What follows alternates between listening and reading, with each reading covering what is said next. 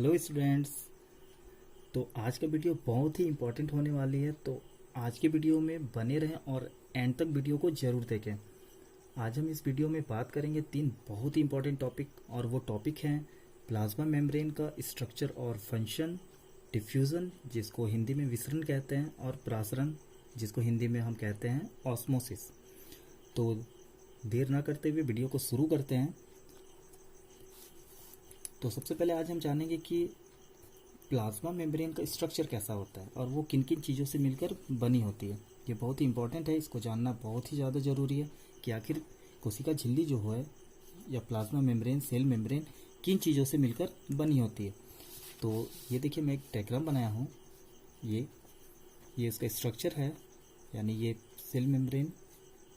ये जो आप इसका आउटर पार्ट देख रहे हैं, यानी जो बाहर में है, ये रेड कलर से जो इंडिकेट है वो बनी होती है प्रोटीन की। ये बाहर ये प्रोटीन की बनी होती है, और अंदर में जो ब्लू कलर का स्ट्रक्चर दिख रहा है वो बनी होती है लिपिड्स की। ठीक, ये दो चीज़ से मिलकर ये बनी होती है। और थोड़े बहुत क्या होते हैं इसमें, कार्बोहाइड्रेट्स होते हैं। ये तीन चीज़ से मिलकर ये बनी होती है। कार्बोहाइड्रेट्स की भी ये मिलकर बनी होती है। तो ये जान चुके कि इसका स्ट्रक्चर कैसा होता है और ये किन किन चीज़ों से मिलकर बनी होती है। अगर आप इसको देखा जाए तो आप बर्गर देखे होंगे। जो बर्गर बीच में कैसा होता है, ऊपर एक लेयर होता है बिल्कुल एक जैसा, और नीचे एक लेयर रहता है और बीच में रहता है। तो समझ जाइए बिल्कुल वैसा ही स्ट्रक्चर होता है इसका। और ऊपर वाला जो होता है वो प्रोटीन का बना होता है, और नीचे जो बीच में होता है वो बना होता है लिपिड का। लिपिड यानी फोस्फोलिपिड, फास्फोरस का एक रूप होता है, यानी फोस्फोलिपिड का बना होता है। ठीक है, अब बात करते हैं कि इसको ढूंढा किसने, यानी इसका डिस्कवर कौन किया, इसको खोजा किसने। तो दो वैज्ञानिक थे, वनस्पति वैज्ञानिक, जिनका नाम था नेगाली। आई शूट किया है, नेगाली और सी क्रेमर।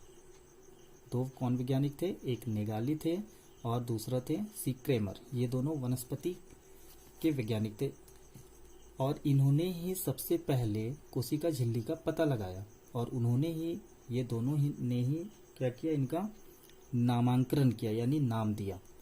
ठीक है, आगे बढ़ते हैं नोट्स की ओर। अब देखते हैं कि नोट्स में क्या क्या है। तो दिया है सबसे पहले प्लाज्मा मेम्ब्रेन के बारे में।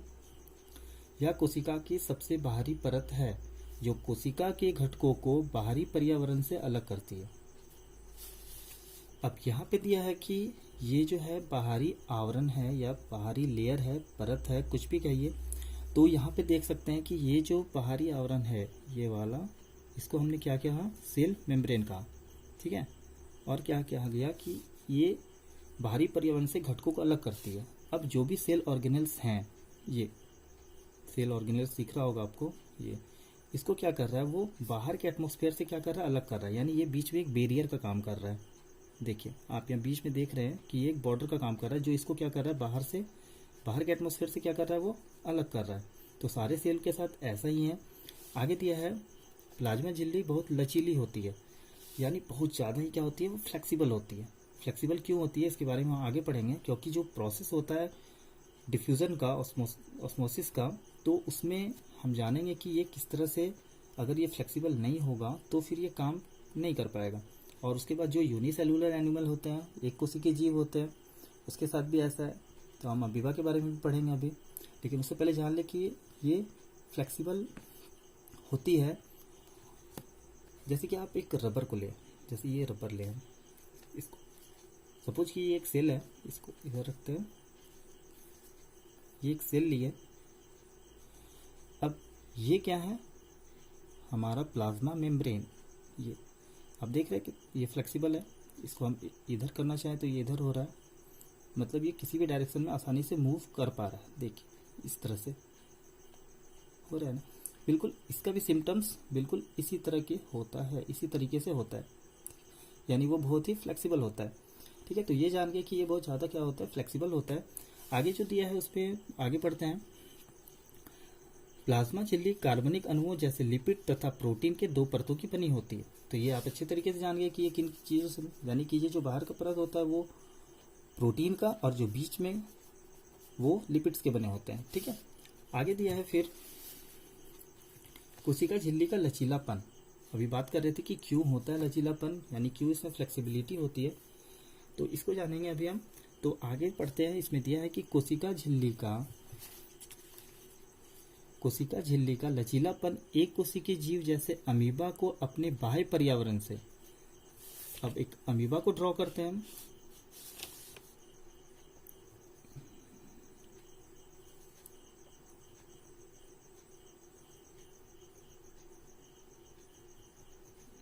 ये अमीबा बना दिए। अब ये अमीबा को बनाए हम, ये चूंकि आप जानते हैं कि ये क्या है, एक कोशिकीय जीव है, यानी यूनिसेल्युलर एनिमल है। तो अमीबा को अपने बाह्य पर्यावरण से अपना भोजन या अन्य पदार्थ ग्रहण करने में सहायता करता है। चलिए बतलाते हैं कैसे। तो आप जानते हैं कि ये क्या होता है, कूटपाद, यानी ये जो सीरा है बाहर निकला हुआ, इसको हम क्या कहते हैं, कूटपाद कहते हैं, कूटपाद। अब चूंकि ये एक यूनिसेल्युलर है, यानी कि ये क्या है, एक पूरी तरीके से ये कोशिका है, तो कोशिका है तो हम इसको मान के चल सकते हैं कि ये क्या होगा, उसका प्लाज्मा मेम्ब्रेन होगा, यानी कोशिका झिल्ली होगी ये वाला। तो अगर ये फ्लेक्सिबल ना हो, सपोज कीजिए कि ये फ्लेक्सिबल ना हो, ये बिल्कुल एक जगह खड़ा रहे, बिल्कुल इस टाइप से अगर खड़े रहे और ये आगे अपने आप को ना बढ़ा पाए, तो क्या ये अपने भोजन को ग्रहण कर पाएगा? फिर ये आगे बढ़ेगा, अपने उत्पाद को आगे बढ़ाता है, ऐसे करके बढ़ाते रहता है और फिर इसका भोजन इसके अंदर आते रहते हैं। यानी ये फ्लेक्सिबल होने की वजह से क्या कर रहा है, ये अपने आप को मूव कर पा रहा है। अगर ये फ्लेक्सिबल नहीं होता तो शायद ही अमीबा अपने भोजन को कर पाता। ठीक है, तो समझ में आया कि क्यों आखिर ये फ्लेक्सिबल होता है। आगे दिया है, इसी लचीलेपन के कारण अमीबा अपना आकार बदल पाता है, और यहाँ पर दिया है कि अब इसी प्लाज्मा मेम्ब्रेन की वजह से क्या होता है, ये अपने शेप को क्या कर सकता है, किसी भी आकार में ला सकता है। यानी कि अभी हम अमीबा को ऐसे बनाएं, अगर हम ऐसे बना दें तो ये गलत नहीं होगा। ठीक है, क्योंकि ये अपने शेप को बदल सकता है इस टाइप से। तो ये प्लाज्मा मेम्ब्रेन के फ्लेक्सिबिलिटी होने, यानी उसका फ्लेक्सिबल होने की वजह से क्या होता है, ये अपने आकार को आराम से बदल सकता है। आगे दिया है, आकार बदल पाता है और खाद्य पदार्थों को कूटपाद के सहारे निगल जाता है। अभी हम लोग इसके बारे में पढ़े कि ये कूटपाद के सहारे क्या करता है, अपने भोजन को क्या करता है, निगल जाता है। अमीबा या अन्य एक बहुकोशिकीय जीवों में भोजन ग्रहण करने की इस प्रक्रिया को क्या कहते हैं, इंडोसाइटोसिस या फेगोसाइटोसिस कहते हैं। ठीक है, तो ये जो प्रोसेस चला, यानी कि इसके भोजन करने का विधि क्या कहलाया, इंडोसाइटोसिस। विधि क्या कहलाया, लिख सकते हैं इंडोसाइटोसिस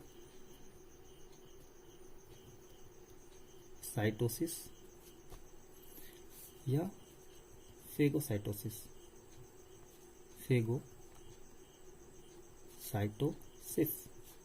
ये दो प्रोसेस कहलाया कि किस प्रोसेस के, यानी जो प्रोसेस चलता है और उस प्रोसेस का नाम क्या दिया गया, एंडोसाइटोसिस और फेगोसाइटोसिस।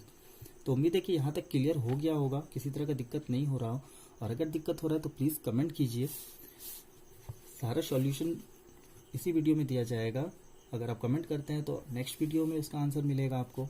ठीक है, तो आगे बढ़ते हैं। अब देखते हैं इसका फंक्शन को, यानी कि स्ट्रक्चर देख लिए, ये फ्लेक्सिबल क्यों होता है इसके बारे में हम लोग जान लिए। आगे है अब इसका फंक्शन। इसके फंक्शन को बात करें हम, यानी कि इसके कार्य को लेके बात करें, तो अगर झिल्ली है तो कुछ ना कुछ कार्य तो जरूर ही होगा। तो इसका कार्य दिया है, या एक कोशिका को दूसरे कोशिका से क्या करता है, अलग करता है। बिल्कुल सही है। अगर हम एक सेल लें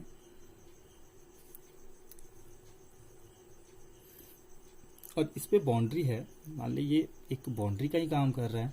अब सपोज कि ये बाउंड्री है ही नहीं, ये बाउंड्री है ही नहीं, तो क्या होगा, और इसके अंदर जो ऑर्गेनेल्स मौजूद होते हैं, इसके अंदर जो ऑर्गेनेल्स मौजूद, अब सपोज कि ये है ही नहीं, इसको थोड़ी देर के लिए हटा देते हैं और ऑर्गेनेल्स हम यहां बना दिए, ये ऑर्गेनेल्स, क्या होगा, ये दोनों अलग हो पाएगा, ये कहीं ना कहीं आपस में क्या होगा, मिल जाएगा ना। तो ये एक तरह से क्या करता है, दो कोशिका को क्या करता है, एक दूसरे से क्या करता है, अलग करता है। मान के चलिए घर है और ये जो दीवार है, ये दीवार, इसी के बगल में एक और घर है। अगर इस दीवार को हटा दे तो दोनों घर मिल जाएगा ना। तो ये दीवार क्या कर रहा है, एक तरह से ये दोनों को घर को अलग करने का काम कर रहा है। बिल्कुल ऐसे ही कोशिका झिल्ली जो है वो दो कोशिका को क्या करता है, अलग करने का कार्य करता है। बहुत ईजी है, इसको समझने तो ज़्यादा टाइम नहीं लगना चाहिए। आगे दिया है, यह कोशिका के आकार को बनाए रखता है। अब जो आकार है, यानी कि ये सेल का जो भी आकार होगा, सेल बहुत सारे शेप में आते हैं, ठीक है। तो जो भी शेप होगा वो किसकी वजह से होगा, तो जैसे मैंने यहाँ अंडाकार कोशिका बनाया है, तो इसका जो शेप है अंडाकार, वो किसकी वजह से है, इसी प्लाज्मा मेम्ब्रेन की वजह से है। आगे दिया है, ऐच्छिक पदार्थों को अंदर तथा अपशिष्ट पदार्थों को बाहर निकालने का कार्य कोशिका झिल्ली करती है। फिर से पढ़ लें, ऐच्छिक पदार्थों को, ऐच्छिक यानी कि जो हमारे शरीर के लिए क्या है, सही है, वो होता है ऐच्छिक।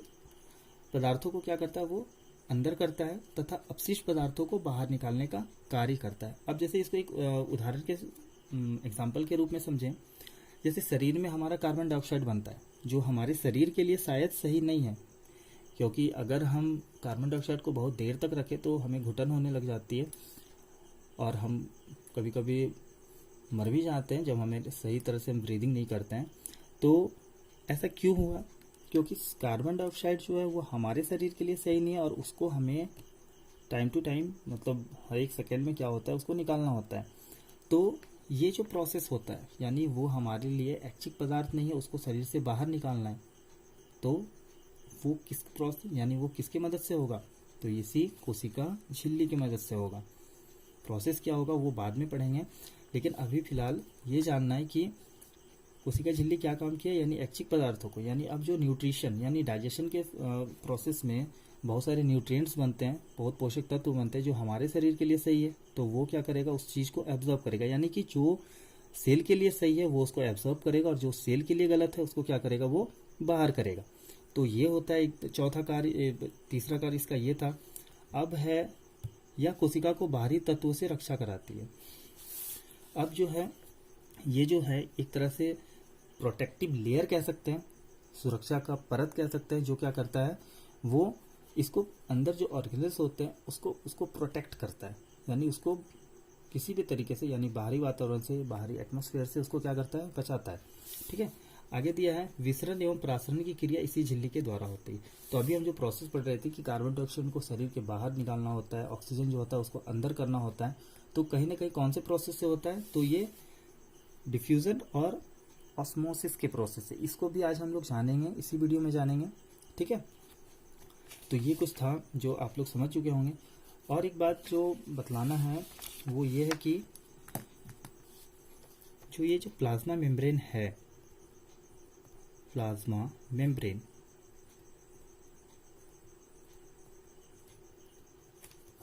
ये क्या होती है, सेमी परमिएबल होती है, यानी अर्ध पारगम्य होती है।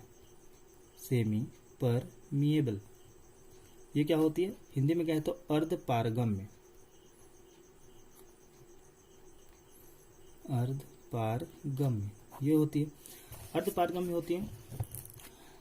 अब अर्ध पारगम्य यानी आधा, अर्ध यानी सेमी मतलब हाफ होता है, आधा यानी कि इसमें से क्या होता है, कुछ पदार्थ आ भी सकता है और कुछ पदार्थ जा भी सकता है। ऐसे नहीं कि ये ब्लॉक करके रखे, नहीं, अब किसी चीज़ को हम आने ही नहीं देंगे या किसी चीज़ को जाने ही नहीं देंगे, ऐसा नहीं है।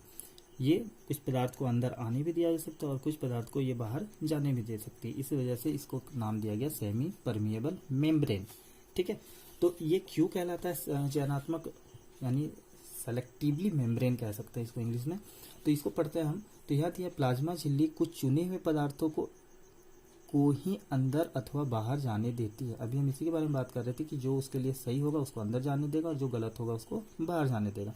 अन्य पदार्थों की गति को रोकती है, इसलिए कोशिका झिल्ली को वर्णात्मक पारगम्य झिल्ली भी कहते हैं। आगे है, कुछ चुने हुए पदार्थ जैसे CO2 तथा O2 कोशिका झिल्ली के आर पार विसरण प्रक्रिया द्वारा आ जा सकते हैं। ठीक है। तो उम्मीद है कि इसमें आपको समझने में दिक्कत नहीं हुआ होगा, क्योंकि ये एक सेमी परमिएबल मेम्ब्रेन है और वो किसी भी जो उसके लिए सही होता है उसको वो अंदर जाने देता है और जो उसके लिए गलत होता है उसको बाहर कर देता है। ठीक है, आगे जो है, अब जो है हमारा अगला टॉपिक वो होगा विसरण का, यानी डिफ्यूजन। बहुत ही इंपॉर्टेंट है ये, आपको आगे तक की क्लासेस में काम देगा, तो इसको अच्छे से समझ लें हम डिफ्यूजन को। तो डिफ्यूजन को सबसे पहले डिफाइन करते हैं, यानी इसको समझते हैं नोट्स के थ्रू। तो यहाँ दिया है विसरण, जिसको इंग्लिश में हम डिफ्यूजन कहते हैं। तो दिया है ठोस द्रव या गैस के अणुओं का अपने अधिक सांद्रता से कम सांद्रता की ओर जाना ही विसरण कहलाता है। फिर से एक बार पढ़ लें, ठोस द्रव या गैस के अणुओं का अपने अधिक सांद्रता से कम सांद्रता की ओर जाना। अब इसको समझते हैं हम एक डायग्राम के थ्रू।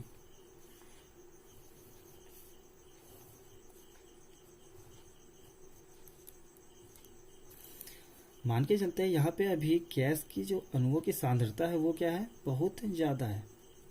इस जगह पे गैस की सांद्रता क्या है, बहुत ही ज्यादा है। और धीरे धीरे क्या हो रही है, गैस की सांद्रता क्या हो रही है, घटती जा रही है। यानी इस जगह पे गैस की सांद्रता बहुत ज्यादा है, और इसको पार्टीशन कर देते हैं ए और बी में। इस जगह गैस की सांद्रता क्या है, कुछ कम है, यानी इधर से कुछ कम इधर गैस की सांद्रता है। तो क्या होगी, अब हम जैसे पढ़ चुके कि ठोस द्रव या गैस में, तो यहाँ पे गैस के बारे में बात कर रहे हैं हम। तो ये गैस क्या होगा, यहाँ पे अणुओं की सांद्रता क्या है, ज्यादा है, तो इसीलिए ये क्या करेगा, अधिक सांद्रता से कम की ओर गति करेगा, यानी ए टू बी में जाएगा, ए से बी की ओर जाएगा। तो ये होता है, सबसे पहले क्या होता है, यही है विसरण। ठीक है, समझ आ गया होगा। यानी अब जैसे कि आप एक रूम में एक अगरबत्ती को जलाते हैं, अगर सामने है तब तो आपको उसका स्मेल जल्दी आ जाता है, लेकिन अगर आप दूर खड़े हैं, सपोज आप यहाँ खड़े हैं,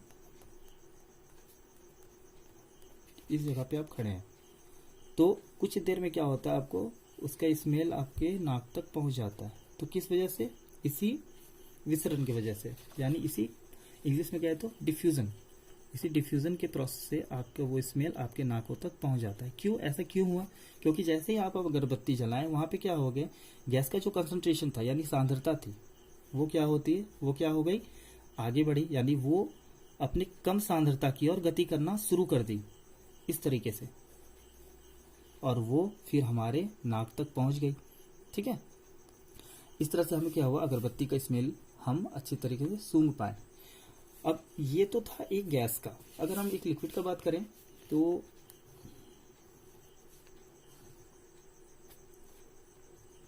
ये जल से भर दें इसको हम, और इसमें अगर हम कोई कलर डालें, जैसे आप घर में यूज करते होंगे नील, जो कपड़े में डालते हैं, अगर उस पर आप 2 बूंद डालते हैं तो आप देखेंगे क्या धीरे धीरे वो क्या होता है, पानी में फैलना शुरू करता है। ऐसा क्यों हुआ, इसी डिफ्यूजन की वजह से। जैसे ही आपने नील डाला या कोई भी कलर डाला, आप देखेंगे वो पानी में क्या होता है, धीरे धीरे घुलना शुरू होता है। तो ऐसा क्यों हुआ, आप जैसे ही डाला वहां पे क्या हो गया, उस स्पेस पे यानी उस जगह पे, यानी वो जहां पे आपने डाला वहां पे क्या था, उसका कंसंट्रेशन क्या हो गया, बढ़ गया। उस जगह पे उसका कंसंट्रेशन क्या हो गया, बढ़ गया, और वो अपने कम कंसंट्रेशन की ओर क्या करने लगा, गति करना शुरू कर दिया। और इसी वजह से क्या हो गया, धीरे धीरे धीरे पानी क्या हो गया, जिस कलर आप जो कलर डाले थे वो पूरा पानी उसी कलर का हो गया। तो इजी है, इसको बस याद रखना है कि जो ठोस द्रव या गैसें होती है, उसमें जो अणुएं होती है वो क्या होती है, अधिक सांद्रता से कम सांद्रता की ओर गति करती है, यानी higher concentration to lower concentration वो मूव करती है। Higher concentration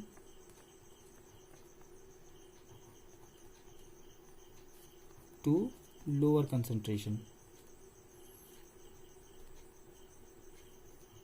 lower concentration. ऐसा ही हमारे साथ होता है, यानी हमारे ह्यूमन सेल में, जैसे कि हम लोग जब शरीर में रिस्पायरेशन का प्रोसेस हो रहा होता है, उस समय क्या होता है, जब हम लोग सांस लेते हैं उस समय क्या होता है, अंदर क्या होती है, कार्बन डाइऑक्साइड का कंसंट्रेशन क्या होता है, बढ़ा हुआ रहता है, और बाहर का जो एटमॉस्फेयर है उसमें कंसंट्रेशन क्या होता है, घटा हुआ रहता है। और इसी वजह से क्या होता है, शरीर बाहर अंदर से कार्बन डाइऑक्साइड रिलीज होकर क्या हो जाता है, वो बाहर चला जाता है। तो ये भी एक है, डिफ्यूजन का ही प्रोसेस है। आगे हम लोग पढ़ेंगे इसको अच्छे से। आगे जो आपका टॉपिक है वो है प्रासरण यानी कि ऑस्मोसिस। वह क्रिया जिसमें विलायक के अणु अपनी अधिक सांद्रता से कम सांद्रता की ओर एक अर्ध पारगम्य झिल्ली द्वारा तब तक गति करते हैं जब तक कि दोनों माध्यमों की सांद्रता एक समान ना हो जाए, प्रासरण कहलाती है। बिल्कुल आगे देखिए इसमें, वह क्रिया जिसमें विलायक के अणु, अब विलायक क्या होता है तो विलायक को समझते हैं। विलायक वह होता है जो अपने में किसी विलय पदार्थ को क्या करे, घुला ले। जैसे कि अगर हम पानी का बात करें, पानी और इसमें चीनी डाल दें तो चीनी क्या है, चीनी विलय है, सॉल्यूट कह सकते हैं इसको हम। और जो पानी है जो घुलाता है यानी घुलाने वाला, वो क्या कहलाता है, विलायक। विलायक जिसको कहते हैं सॉल्वेंट। यानी जो अपने आप में किसी चीज को घुला ले वो विलायक कहलाता है, और जो घुल जाए, जैसे इसमें चीनी क्या हुआ, घुल गया, वो क्या कहलाया, सॉल्यूट यानी विलय। ठीक है, अब समझते हैं आगे। देखिए, वह क्रिया जिसमें विलायक के अणु अपनी अधिक सांद्रता से कम सांद्रता की ओर, जिसमें विलायक के अणु यानी जल के अणु या जो भी चीज जो घुला ले अपने आप में, वो क्या करता है, अधिक सांद्रता से कम सांद्रता की ओर एक अर्ध पारगम्य झिल्ली यानी सेमी परमिएबल मेम्ब्रेन के थ्रू तब तक गति करते हैं जब तक कि दोनों माध्यमों की सांद्रता एक समान ना हो जाए। अब यहाँ पे बात करें बिल्कुल विसरण के जैसा ही, बस एक चीज जो है इसमें अलग सा है, वो है सेमी परमिएबल मेम्ब्रेन, जिसको हम अर्ध पारगम्य झिल्ली कहते हैं। तो अगर हम इसको बात करें इस टाइप से कि ये एक बीच में हम सेमी परमिएबल मेम्ब्रेन डाल देते हैं, ये जो आप दिख रहा है,